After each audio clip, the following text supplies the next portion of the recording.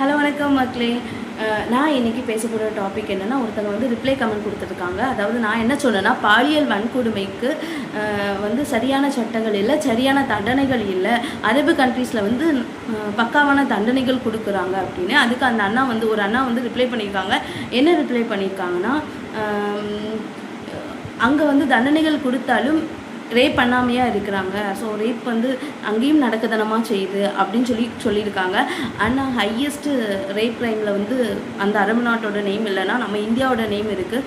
காரணம் என்னென்னா வந்து வலுவிழந்த சட்ட அமைப்பு, வலுவிழந்த நீதித்துறைன்னு தான் காரணம்னா, எதை வச்சு நான் சொல்கிறேன்னா, இப்போ அந்த விளாத்திக்குளம் வந்து ரேப்புக்கு முன்னாடி அதே அக்யூஸ்டு அதுக்கு முன்னாடி வந்து ஒரு ரேப் பண்ணியிருக்காங்க. ஒரு பாட்டியை பாலியல் வன்கொடுமை, நகைக்கு ஆசைப்பட்டு ஒரு பாட்டியை நகையும் திட்டிட்டு போய் பாலியல் வன்கொடுமையும் பண்ணி கொன்று இருக்கான். ஓகேவா, கொன்னுட்டு ரிலீஸ் ஆகிருக்கான். ஓகேவா, என்னென்னா அவன் வந்து ஹைகோர்ட்டில் போட்டிருக்கலாம் மேபி, இல்லைனா அந்த கோர்ட்டை அந்த கேஸை கன்வெர்ட் பண்ணுறதுக்கு அவன் அட்வொகேட்ஸை போட்டு போய் இது பண்ணியிருக்கலாம். ஸோ இன்னும் அந்த அவன் கொன்னதுக்கு இன்னும் தண்டனை கிடைக்கல. இத்தனையும் பாலியல் வன்கொடுமை செய்து ஒரு பாட்டினாலும் அவங்க ஒரு பெண் தானே.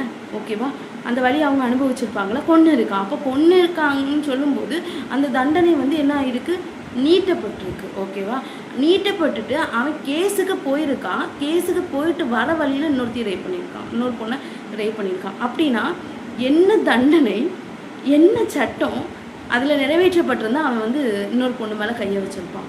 அப்போது காவல்துறை, நீதித்துறை, சட்டம் மூணுமே சரியில்லாத காரணத்தினால தான் அவன் ரெண்டாவது ஒரு பொண்ணு மேலே கையை வச்சுருக்கான்.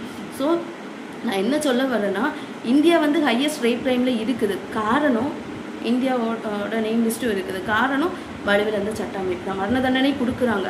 தண்டனைகள் சரியாக இருந்தால் அவன் ரெண்டாவது பொண்ணு மேலே கை வச்சிருக்க மாட்டானா. ஸோ அதுதான் என்னோட பாயிண்ட் ஆஃப் வியூ. தேங்க்யூண்ணா.